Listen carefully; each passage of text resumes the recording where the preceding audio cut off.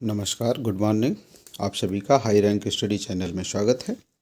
दोस्तों, आज हम डेली करंट्स अफेयर सेगमेंट्स में 25 फरवरी 2022 के कुछ महत्वपूर्ण प्रश्नों पर डिस्कशन करेंगे। आज का पहला प्रश्न है, किस राज्य सरकार ने पुरानी पेंशन व्यवस्था बहाल करने की घोषणा की है? ए पंजाब, बी हरियाणा, सी राजस्थान, डी उत्तर प्रदेश। इसका सही उत्तर है विकल्प सी, राजस्थान। राजस्थान सरकार ने पुरानी पेंशन व्यवस्था बहाल करने की घोषणा की है। इस प्रश्न से संबंधित मेन पॉइंट हैं। राजस्थान राज्य सरकार ने 1 अप्रैल 2004 के बाद नियुक्त कार्मिकों के लिए पुरानी पेंशन व्यवस्था बहाल करने की घोषणा की है। यह व्यवस्था अगले वर्ष 2023 से राजस्थान का सरकार के सभी विभागों में लागू की जाएगी। आज का दूसरा प्रश्न है, ग्लोबल क्रेडिट कार्ड लॉन्च करने के लिए ट्रिप मनी ने किस बैंक के साथ समझौता किया है? A Yes Bank, B Axis Bank, C HDFC Bank, D SBM Bank. इसका सही उत्तर है विकल्प D, SBM Bank. Main points हैं, ट्रिप मनी ने एसबीएम बैंक के साथ मिलकर ग्लोबल क्रेडिट कार्ड लॉन्च करने के लिए समझौता किया है। मेक माई ट्रिप की फिनटेक शाखा ट्रिप मनी ने एसबीएम बैंक के साथ रुपया मूल्य वर्ग सुरक्षित trip money global credit card launch करने की योजना बनाई है। इस क्रेडिट कार्ड में ग्राहक को भारतीय रुपये में ही मनी अपलोड करने की सुविधा होगी। यह क्रेडिट कार्ड विश्व के 150 से अधिक देशों में उपयोग किया जा सकेगा।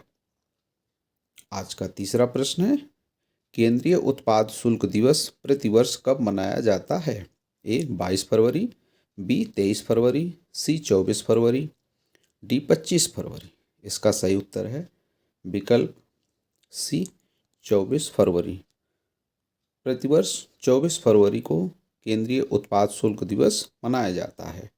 मेन पॉइंट्स हैं, 24 फरवरी को प्रतिवर्ष केंद्रीय उत्पाद शुल्क दिवस मनाया जाता है।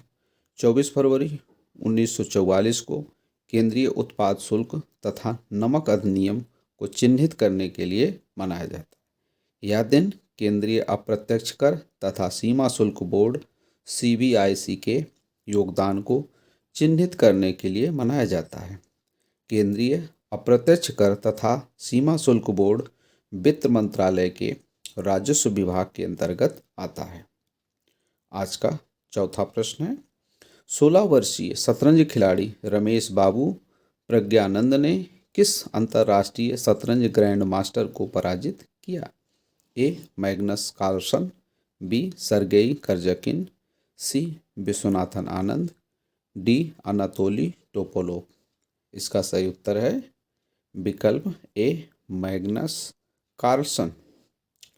इस प्रश्न से संबंधित मेन पॉइंट्स हैं, एयरथिंग्स मास्टर्स शतरंज टूर्नामेंट के 8वें दौर में भारत के शतरंज खिलाड़ी रमेश बाबू प्रज्ञानंद ने विश्व चैंपियन मैग्नस कार्लसन को पराजित किया। अभिमन्यु मिश्रा, डी गुकेश, सर्गेई कर्जाकिन, जवोखिर सिंदरोव के बाद रमेश बाबू प्रज्ञानंद विश्व के 5वें सबसे युवा शतरंज ग्रैंड मास्टर बने हैं। विश्वनाथन आनंद और पी हरिकृष्णा के बाद मैग्नस कार्लसन को हराने वाले तीसरे भारतीय बने हैं। आज का पांचवा प्रश्न, क्वांटम की डिस्ट्रीब्यूशन का प्रदर्शन डीआरडीओ और किस संस्था के वैज्ञानिकों ने मिलकर किया है? विकल्प हैं, A IIT Bombay, B IIT Delhi, C IIT Madras, D IIT Roorkee. इसका सही उत्तर है विकल्प B, IIT Delhi. Main points हैं, आईआईटी दिल्ली तथा डीआरडीओ के वैज्ञानिकों ने मिलकर क्वांटम की डिस्ट्रीब्यूशन का प्रदर्शन किया है। उत्तर प्रदेश के प्रयागराज और विंध्याचल शहरों के बीच 100 किलोमीटर से अधिक दूरी के बीच क्वांटम की डिस्ट्रीब्यूशन लिंक का सफलतापूर्वक प्रदर्शन किया गया है। यह तकनीक सुरक्षा एजेंसियों को एक सुरक्षित एवं उपयुक्त क्वांटम संचार नेटवर्क की योजना बनाने में सक्षम बनाएगी। छठा प्रश्न, कोबरा वॉरियर अभ्यास 22 का आयोजन किस देश में किया जाएगा? ए इंग्लैंड, बी फ्रांस, सी रूस, डी अमेरिका। इसका सही उत्तर है विकल्प ए इंग्लैंड। इंग्लैंड में कोबरा वॉरियर 22 वायुसेना अभ्यास का आयोजन किया जाएगा। मेन पॉइंट्स हैं, इंग्लैंड में 6 से 27 मार्च 2022 के बीच कोबरा वॉरियर वायुसेना अभ्यास आयोजित किया जाएगा। यह अभ्यास इंग्लैंड के वेडिंगटन में एक्स कोबरा वॉरियर 22 के नाम से किया जाएगा। इस बहुराष्ट्रीय वायुसेना अभ्यास में भारत का LCA तेजस लड़ाकू विमान भाग लेगा। इस वायुसेना अभ्यास का उद्देश्य युद्धक क्षमता का प्रदर्शन तथा युद्ध जोखिमों से अवगत होना है।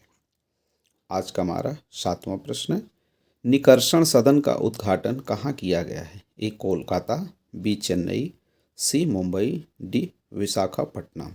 इसका सही उत्तर है विकल्प डी विशाखापट्टनम। मेन पॉइंट्स हैं, केंद्रीय पत्तन, पोत परिवहन तथा जल मार्ग मंत्री सर्बानंद सोनोवाल ने विशाखापट्टनम में निकर्षण सदन का उद्घाटन किया। इस परिसर का उद्घाटन DCI, जिसको dredging corporation of India, Visakhapatnam के परिसर में किया गया है। 8वां प्रश्न, राष्ट्रीय जनजातीय अनुसंधान संस्थान तथा किस संगठन के बीच समझौता हुआ है? ए जनजाति आदिम सेवा संगठन, बी भारतीय आदिम जनजाति सेवा संगठन, सी आदिवासी जनजाति सेवा संगठन, डी भारतीय आदिवासी जनजाति संगठन। तो इसका सही उत्तर है विकल्प बी भारतीय आदिवासी जनजाति सेवा संगठन और राष्ट्रीय जनजाति अनुसंधान संस्थान के बीच एक समझौता हुआ है। मेन पॉइंट्स हैं, भारतीय आदिम जनजाति सेवा संगठन तथा राष्ट्रीय जनजाति अनुसंधान संस्थान के बीच समझौता हुआ है। समझौते के अंतर्गत नई दिल्ली में एक संसाधन केंद्र में दुर्लभ पुस्तकों तथा पांडुलिपियों के साथ एक डिजिटल पुस्तकालय स्थापित किया जाएगा। जनजातीय कार्य मंत्रालय द्वारा डिजिटल पुस्तकालय की स्थापना के लिए 150 लाख रुपए की राशि जारी किया गया है। 9वां प्रश्न, भारत के GMR ग्रुप ने UAE की किस T20 लीग फ्रेंचाइजी का अधिग्रहण किया है? ए दुबई, बी शारजाह, सी आबू धाबी, डी उपर्युक्त में से कोई नहीं। इसका सही उत्तर है विकल्प ए दुबई। मेन पॉइंट्स हैं इस प्रश्न से संबंधित, भारत की GMR ग्रुप ने UAE की दुबई फ्रेंचाइजी टीम का अधिग्रहण किया है।